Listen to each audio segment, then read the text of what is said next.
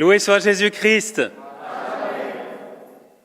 Les masques, c'est bien, mais on ne voit pas si vous êtes heureux. Et comme je n'ai pas mes lunettes, normalement, on le voit dans les yeux. Je vois, oui, au premier rang, je vois. Je vois du bonheur dans cette église. Je vois aussi du bonheur dans vos yeux qui nous regardez sur YouTube et sur Facebook. Aujourd'hui, nous avons un évangile extraordinaire. En fait, l'évangile est toujours extraordinaire. Mais là, nous avons ce qu'on appelle parfois le cœur de l'évangile, les fameuses béatitudes, chapitre 5 de Saint Matthieu, où Jésus va commencer, après avoir appelé ses premiers disciples, après avoir commencé sa prédication, là, ça y est, il donne le programme. Alors chez Luc, il donne le programme au chapitre 4 dans la synagogue, en disant « L'Esprit Saint m'a consacré pour annoncer, etc., etc., etc. » La libération, là. Et chez Matthieu, le programme, il l'annonce à travers les béatitudes, les 8 ou 9, ça dépend comment on compte, puisqu'il y en a une qui est redoublée, et au milieu, vous avez la miséricorde, il y a 8 ou 9 couplets et un refrain. Je ne vais pas prêcher sur les couplets, parce qu'on est en semaine, ça va être trop long. Alors, je vais prêcher sur le refrain. Le refrain, c'est « Heureux, heureux ». Alors, il y a différentes traductions, certains en cherchant la racine hébraïque, etc., même si ça a été écrit en grec, mais derrière, il y a la mentalité hébraïque. Certains traduisent en avant, il y a une question de dynamisme. On ne va pas dire en marche, parce qu'aujourd'hui, on ne peut plus dire en marche sans faire des allusions politiques. C'est terrible. Bon, ça, mais c'est un peu ça. Vous savez, dans ce mot « heureux », il y a vraiment cette notion, on avance quoi? Et on avance où? On avance comment? On avance dans le bonheur, dans la joie. Il est une chose terrible aujourd'hui. C'est l'image que nous donnons. Pas vous, moi. Enfin, vous faites ce que vous voulez. Mais ce que souvent l'Église donne, ou en tout cas, les gens, l'image que les gens ont de l'Église, et qui est souvent fausse, bien sûr, hein, mais quand même, ça devrait nous interroger. L'image d'une espèce d'institution triste, vieillotte, poussiéreuse, ringarde, ennuyeuse. Amen ou pas amen? Oui. Alors, on a deux solutions. Soit on dit ils n'ont rien compris, ils nous jugent, ils sont méchants, et nous on est les gentils, on est persécutés, on n'est pas compris. Ou bien on se dit il y a peut-être quelque chose à changer. On donne peut-être le flanc à ce genre d'impression. Parce que si Jésus nous a donné comme charte et cœur de l'Évangile un chant avec 8 strophes et un refrain qui est heureux, c'est pas pour rien. Alors bien sûr, ce bonheur, vous avez entendu des centaines probablement d'homélies sur les béatitudes et sur le bonheur et sur cette joie, sur la joie chrétienne. J'en profite pour refaire de la pub pour une toute petite lettre qui n'est pas connue du tout de Saint Paul VI. Si vous voulez approfondir la joie chrétienne, sachez les amis que Paul VI a écrit une lettre sur la joie chrétienne. Vous trouvez ça sur Internet, la joie chrétienne de Paul VI. Une petite lettre apostolique très, très, très intéressante qui parle notamment, il dit, ce que je me souviens un peu par cœur, mais enfin, je me souviens d'une chose qui m'a frappé, c'est qu'il dit si on ne sait pas goûter les joies humaines, on ne pourra pas goûter la joie de Dieu. Voilà, on ne peut pas accueillir la joie de Dieu si on est complètement toujours triste, hyper ascète, jamais de joie, la vie est très dure, c'est terrible, il faut beaucoup souffrir, et puis voilà, ça c'est marqué nulle part. Voilà. Que la vie soit dure, oui, elle est dure. Mais ce bonheur justement que nous annonce Jésus, c'est un bonheur paradoxal, parce que Dieu est paradoxal. C'est un bonheur qui est possible en toute situation. Et c'est pas très publicitaire d'ailleurs, ça fait pas très envie comme ça au premier abord, les béatitudes. Heureux parce que vous pleurez, heureux parce qu'on vous coupe en morceaux. Enfin, il dit pas vous coupe en morceaux, mais enfin, il dit on vous persécute, ça, soyez. Et plus ça a l'air d'aller mal, et plus le bonheur grandit. Alors attention, ce n'est pas du masochisme. Jésus n'est pas un masochiste. Il nous dit pas plus vous souffrez, plus vous êtes heureux. C'est pas ça qu'il dit. Il dit que ce bonheur, vous pouvez le vivre en toutes circonstances, y compris dans les persécutions. Me vient ce verset de Saint Paul, rien ne peut nous séparer de l'amour de Dieu, même pas la mort. Rien. Donc c'est un bonheur. Je vous renvoie à une petite pub pour un film qu'on a regardé hier en fraternité, qui vient de sortir en numérique. J'y crois encore, c'est ça? Non, c'est ça? C'est ça le titre, J'y crois encore. Hein, super, ça vous avez... Je ne vous raconte pas l'histoire, parce que sinon... Mais vous avez un exemple extraordinaire de béatitude dans ce film-là. Alors quel est ce bonheur?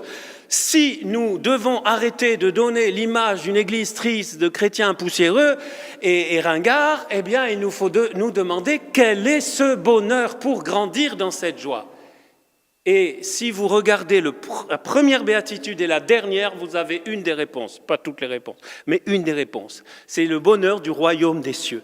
Vous avez noté certainement comme moi que la première béatitude et que la dernière béatitude a comme récompense, entre guillemets, le royaume des cieux. Heureux les pauvres de cœur, car le royaume des cieux est à eux. Et à la fin, heureux les persécutés pour la justice, car le royaume des cieux est à eux.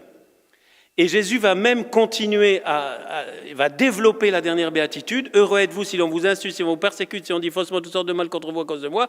Réjouissez-vous, sautez de joie, soyez dans l'allégresse, car votre récompense est grande dans les cieux, le royaume des cieux. C'est ce que disait la Sainte Vierge à Bernadette. Je ne te promets pas le bonheur de ce monde, mais de l'autre. Souvent, il paraît qu'il y a une mauvaise traduction. On traduit dans ce monde, mais dans l'autre. Non.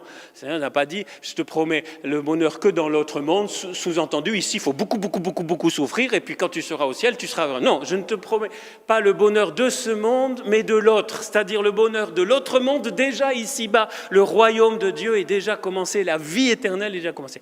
Donc, ce bonheur, c'est excessivement simple. Ce bonheur, c'est le bonheur du royaume de Dieu. C'est-à-dire, si on veut être dans la joie, ou plutôt, si je ne suis pas assez dans la joie, c'est que je ne suis pas assez dans le royaume de Dieu. C'est que je ne vis pas assez le royaume de Dieu. C'est que je vis trop le royaume du monde, peut-être. C'est que je vis trop selon l'esprit du monde et non pas selon l'esprit de Dieu. Donc c'est un excellent baromètre de notre vie chrétienne, de notre authenticité de vie chrétienne, c'est la joie. Encore une fois, il ne s'agit pas d'une joie forcément humaine et naturelle. Il y a des gens, je pense toujours à un ami sicilien, il a dû naître dans un éclat de rire et il est tellement heureux que ça vous fatigue. Il est tellement joyeux que vous avez envie de lui dire, tu pourrais pas être triste un peu de temps en temps. Voilà, vraiment, ça, c'est une nature comme ça, on en rêve. Vous savez, vous êtes toujours content, quoi, toujours heureux, toujours rayonnant. Bon, tout le monde n'a pas cette grâce-là ou ce don-là, mais il s'agit de plus que ça. Cette joie, Jésus n'a pas promis la joie que ceux qui ont un naturel joyeux. C'est une joie pour tous. Et ce n'est pas une joie forcément qui va se voir sur le visage. L'exercice des masques est pas mal là-dessus, comme ça. Voilà, les masques, ça cache nos sourires, mais souvent la joie, on la voit dans les yeux. Amen ou pas amen? Souvent, c'est les yeux qui manifestent, qui est la lampe de l'âme, qui est le miroir de l'âme. On voit pétiller cette joie qui vient du royaume et qui vient d'une relation avec Jésus. Car vive le royaume, c'est ça. Le royaume, c'est Jésus. Donc plus je vis avec Jésus, c'est-à-dire que je fais tout avec Jésus. Je mets Jésus au cœur de ma vie. Que je le connaisse depuis un an, un jour, ou peut-être ce soir à Alpha, ou ces jours-ci, pendant le parcours Alpha, qui vont découvrir ce merveilleux Jésus. Que vous ne l'ayez pas découvert ou que vous le découvriez, vous l'avez découvert l'aviez découvert depuis longtemps, eh bien, il ne cesse de nous émerveiller si on se laisse émerveiller. Et cette joie, cette relation avec Jésus fait grandir en nous la joie et ça devient une joie, comme dirait le Père Daniel Ange, en crescendo. Un mot qu'il a inventé, crescendo. Deo, c'est Dieu, crescendo. C'est une joie qui grandit, qui est en crescendo parce qu'il y a Deo, parce qu'il y a Deus, parce qu'il y a Dieu, parce qu'il y a Jésus. Jésus qui nous permet de grandir dans cette joie. Et alors, quand on vient à l'église, pour la messe particulièrement, mais aussi pour des soirées de louange, soirées de Jésus guéri, ou autres moments, ou rassemblements de prière, eh bien, c'est comme quand on va faire la musculation. Voilà, dans la salle de musculation, on s'entraîne, on fait non pas le plein de joie pour tenir après quelques jours, parce que on ne peut pas aller de rassemblement à rassemblement et se recharger. C'est beaucoup plus que ça. C'est que notre relation à Jésus s'approfondit, même parfois dans le silence, aussi dans la louange, dans les sacrements, etc. Et petit à petit, et de jour en jour, cette joie finit par avoir raison des moments dans notre vie où on n'est vraiment pas joyeux, où il n'y a pas de quoi être joyeux, humainement. Mais cette joie de Dieu, ce bonheur des béatitudes va comme absorber, va comme engloutir ce qui n'est pas joie et bonheur dans nos vies. Et c'est pour ça, et c'est le paradoxe des béatitudes, je crois que je n'ai jamais dit ça dans ma vie, tiens, ça me plaît.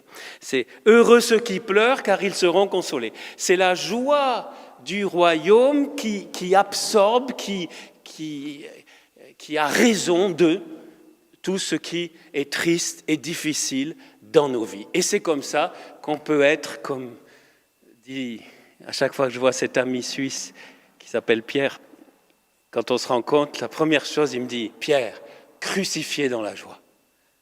Ça n'a rien de masochisme, rien du tout. C'est les béatitudes. Je peux être crucifié, mais cette joie est tellement plus forte. Voilà. Donc, je vais m'arrêter là parce que c'est waouh, c'est trop beau. C'est beau de le dire, c'est plus facile, c'est plus difficile à vivre, mais c'est possible. Si Jésus nous a donné les béatitudes, Jésus n'est pas sadique, pardonnez-moi l'expression, il ne nous a pas donné des choses en nous disant « je vous donne ça, mais vous ne pouvez pas le vivre, ne vous inquiétez pas, ça ne va pas marcher ». Non mais, Jésus, tout ce qu'il nous a donné, c'est que pour que nous puissions le vivre, alors forcément, pas forcément en 2 minutes, il faut du temps, mais petit à petit, jour après jour. Voilà, c'est ce que je vous souhaite à vous dans cette église, à vous qui m'écoutez sur Internet, je vous souhaite vraiment que cette joie grandisse. Et pour cela, puisez aux sources de la joie. Je crois que c'est Isaïe qui dit ça. Nous puisons aux sources de la joie, qui est le cœur de Jésus, dans une relation personnelle et aussi communautaire. Les deux, il faut tenir les deux. Dans une relation personnelle et communautaire. Et cette joie, si elle grandit dans mon cœur, elle est... Ah oui, ça, il ne faut pas que j'oublie de dire, c'est trop important. Elle est contagieuse. Il n'y a pas plus contagieux que la joie, déjà humainement. Il y a le phénomène du fou rire, par exemple, c'est classique. Mais avec le Seigneur, encore plus, cette joie. Vous savez, c'est pas, je parle de notre église Saint-Roch, mais je l'ai vu dans d'autres églises. Il y a des gens, encore dimanche, qui sont sortis de la messe et qui ont dit « mais quelle joie ici !» Comme si c'était... Mais c'est normal. Alors, ce n'est pas que la qualité des chants, l'animation, les prédicateurs, c'est bien plus que ça. C'est bien plus que ça. Et je vous souhaite d'être des porteurs de joie, des contagieux de joie. Puisse la joie être plus contagieuse que le Covid-19. Amen ou pas amen? Et là, il n'y a pas de problème, on ne va pas en mourir. Enfin, moi, j'aimerais bien mourir dans la joie, mais ça, on verra bien le jour où ça arrivera. Mourir en souriant, mourir, je pense à cette religieuse. Vous avez peut-être vu sa photo sur les réseaux sociaux, je crois que c'est une Argentine. Sur son lit de vie.